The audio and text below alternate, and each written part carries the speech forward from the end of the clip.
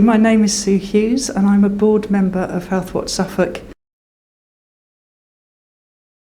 Ageing well is so important, isn't it? And there are a lot of ideas and stereotypes about this which we found are not true. We had an online survey which gave us over 400 responses, which was wonderful.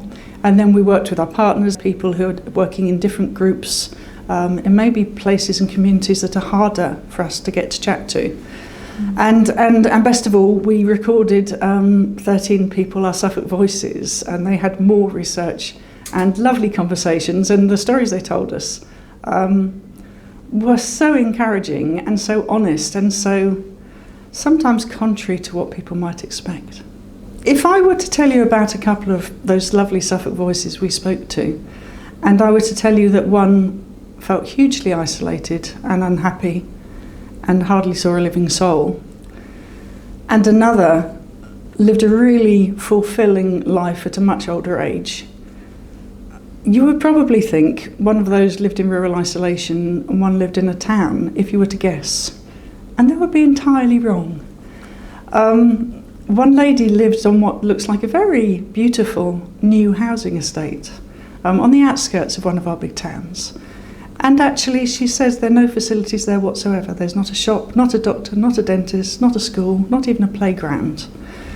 And if she wants to go to town, she has to ring up a bus service, and then she has to walk down to the bus stop, and sometimes it can be as much as an hour. She said, I can't even buy toothpaste and a newspaper without having to go through this to get into town. And she was so lonely. And yet you would drive past there and think, what a wonderful place to live. They're lucky to live there. And probably for younger people, maybe who have cars and are heading off to work, it is. But for someone older, it's not. And then another lady lived in a hamlet, really, a very small village, a long way from a little market town, and they seem to have the time of their lives out there. In fact, I'm planning to retire there myself if I can. And she's so happy. And she only went there a couple of years ago, and she's now had her 100th birthday, and she couldn't be more welcomed and more happy in her community and taking part in it. So it's not what we think always, this stuff, is it? And we know in other countries as well as Suffolk, it's a good idea if people can just have communities designed in a way that's just a short walk to the shops rather than needing to get in a car or something like that, even if it's just a shop where someone knows you. We know too from this research, so many people said they don't want to be bundled away with old people in a little corner somewhere. They want to live in mixed age communities. And there's great benefit in that for everyone, and many people in this research felt that age groups were much more segregated now, and I think that's probably quite likely. A lot of people feel little shuttle buses that just kept going around regularly, so if you had a problem you could hop on it, and these would be on bus routes to NHS and hospitals and doctors and towns, and indeed council offices, places where you could go.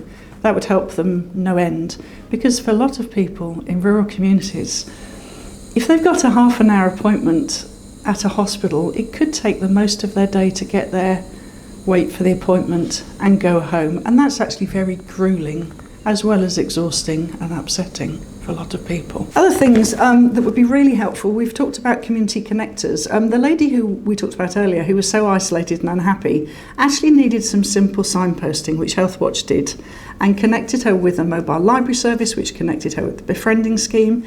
And she now has made a new friend. They were going out for coffee the next day, and already things are better for her. So that's wonderful. We know from this research there are places where this isn't equal, and there are places where there isn't much at all, be that town, city, the middle of nowhere or whatever.